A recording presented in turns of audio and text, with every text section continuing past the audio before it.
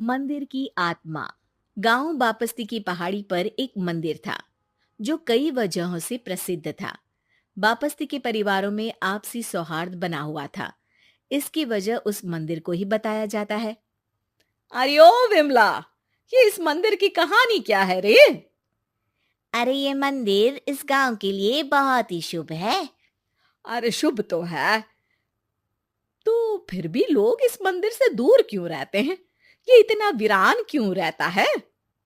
अरे बड़े बुजुर्ग कहते हैं कि मंदिर में आत्माओं का राज है जो लोगों की मदद करते हैं, लेकिन मंदिर से सभी को दूर भी रखते हैं।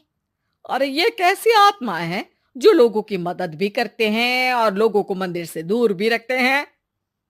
अरे यही चलता आया है यहाँ पर, इसीलिए कोई कुछ बोलता नहीं।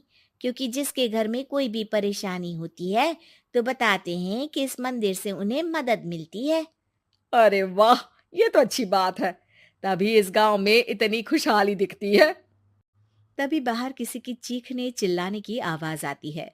दोनों बाहर निकलती हैं तो देखती हैं कि गांव के एक बुजुर्ग रो रहे हैं क्योंकि शहर से उन्हें कोई बुरी खबर मिली है। अरे क्या हुआ चच्चा, रो क्यों रहे हो आप?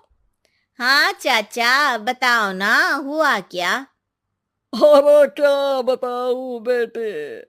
मेरा बेटा शहर गया हुआ था कमाने, लेकिन आज खबर मिली है कि उसका एक्सीडेंट हो गया। वो अस्पताल में भर्ती है। अरे तो इसमें परेशान होने की क्या बात है चाचा? जाओ शहर और बेटे का इलाज करवाओ। हाँ चाचा, विमला सही कह रही है। आप शहर जाओ और इलाज करवाओ। और कैसे इलाज करवाऊं? अभी पैसे नहीं है, और शहर के अस्पतालों में इलाज का खर्चा लाखों में आता है। अरे चाचा, भगवान पर भरोसा रखो, कहीं ना कहीं से मदद जरूर मिल जाएगी। बस आज का दिन कैसे भी काट लो। अरे अब तो बेटा थोड़ा समय काटना भी मुश्किल होता जा रहा है। देख कमला, तू ही समझा चाचा को।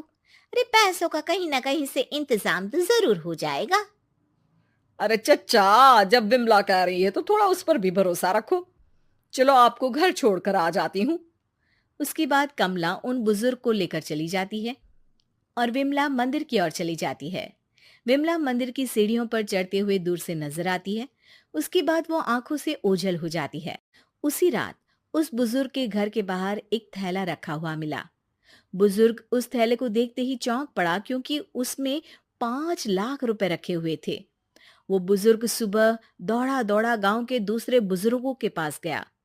और मंगल भाई सुनो, मेरे घर के बाहर ये पैसों से भरा बैग रखा हुआ मिला है। अरे किसका है ये भाई? अरे भैया, मुझे क्या पता। तभी उधर से कमला और विमला निकलती हैं। अरे बेटा सुन तो, देख ये क्या रखा हुआ था मेरे घर के सामने। कमला और विमला हैरानी से देखती हैं। अरे वाह, देख विमला, तूने कहा था ना कि कोई ना कोई मदद जरूर करेगा। अरे भगवान सबकी मदद करते हैं। ये पैसों की मदद भी भगवान ने ही भेजी है। और क्या। अब चच्चा सोच क्या रहे हो, शहर जाओ और बेटे का इलाज करवाओ। ठीक है बेटियों, जो तुम कहो। चलो निकलता हूँ शहर, बेटे का इलाज करवाने के लिए। अरे विमला, एक बात तो बता, ये इन्हें मिले तो कैसे मिले पैसे? अरे मैं ना कहती थी कि ये मंदिर सबकी मुसीबतों में मदद भेजता है। अरे वाकई बड़ी पुण्य आत्मा है मंदिर में। सो तो है, लेकिन उनके बारे में लोगों को कम ही पता है। अच्छा, और तुम्हें क्या पता है? अ, जितना पता था वो तो बता दिया। ना रे ना, मैं नहीं मानती। तू कुछ तो छिपा रही है। अरे कुछ ना छिपा रही, जो पता था वो बता दिया। मंदिर से लोगों को मदद मिलती है, बस इतना ही पता है। ठीक है बाबा, अब नहीं पूछूंगी। इसके बाद उसी रात कमला चुपचाप अपने कमरे से निकलती है और मंदिर की ओर चल पड़ती है। कमला धीरे धीरे मंदिर के दरवाजे पर पहुंचती है। अंदर से हल्की हल्की रोशनी आ रही थी। इसके बाद जो वो देखती है वो हैरान रह जाती है।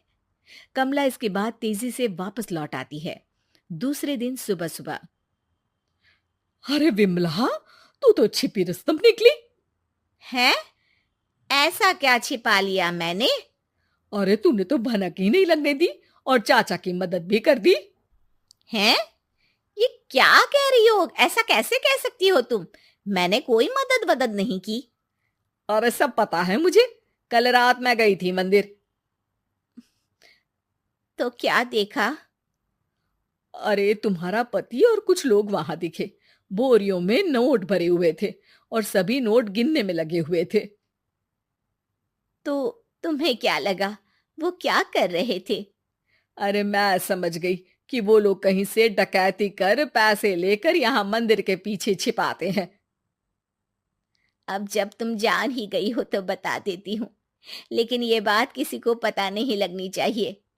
मेरे पति डकैती नहीं डालते हैं, बस उन लोगों से पैसे छीनते हैं जिन्होंने गलत तरीके से पैसे बनाए हैं। और फिर लोगों की मदद करते हैं। यही है वो पुण्य आत्माएं जो लोगों को मदद पहुंचाती है। अब समझी? हाँ, अब समझी उन पुण्य आत्माओं का चक्कर। सही है। करते रहो मदद, लेकिन सावधानी से, मेरी तरह कोई और ना पहुंच जाए।